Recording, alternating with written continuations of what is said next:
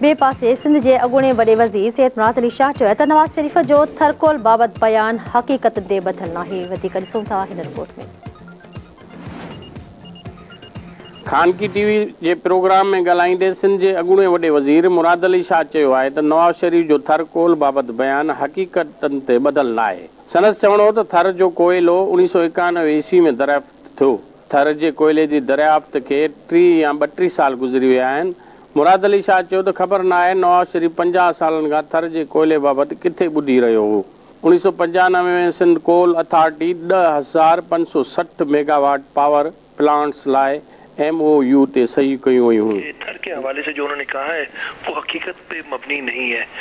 शुरुआत ही उन्होंने की कि जी 50 साल से मैं सुन रहा हूँ, पता नहीं कब सुना था उन्होंने ये, लेकिन थर का कोयला मैं उनकी नॉलेज के लिए अभी बता दूं, अगर करेक्ट कर ले, जब अगली बात करें तो कम से कम शुरुआत तो ठीक करे। थर का कोयला 91 में 1991 में डिस्कवर हुआ था पहली बार, यानी उसको 30-32 साल अब हुए हैं।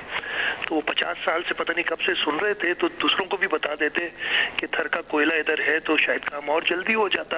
अॻूणे वॾे वज़ीर चयो त 1995 ईस्वी में शहीद मोहतरमा बेनज़ीर भुट्टो थर कोल मनसूबे जो इफ्तिताह कयो। हुन चयो त नवाज़ शरीफ़ जी हुकूमत थर मनसूबे ते कम मुकमल तौर बंदि कराए छॾियो हो, जेकरे थर मनसूबे ते कम कंदड़ परॾेही सीड़पकार वापसि हलिया विया हुआ। सैयद मुराद अली शाह वधीक चयो त 2008 ईस्वी में जॾहिं पीपल्स पार्टी जी हुकूमत आई त परॾेही सीड़पकारनि सां ॿीहर राब्तो कयो हुयो। हुन चयो त सिंध हुकूमत जे कोशिशनि ऐं चीन जे दबाव सबबि वफ़ाक़ी हुकूमत सिंध सां ॻाल्हियूं शुरू कयूं। अॻूणे वॾे वज़ीर मुराद अली शाह चयो त वफ़ाक़ 2015 या 2016 ईस्वी में सिंध हुकूमत खे ज़मानत ॾिनी हुई।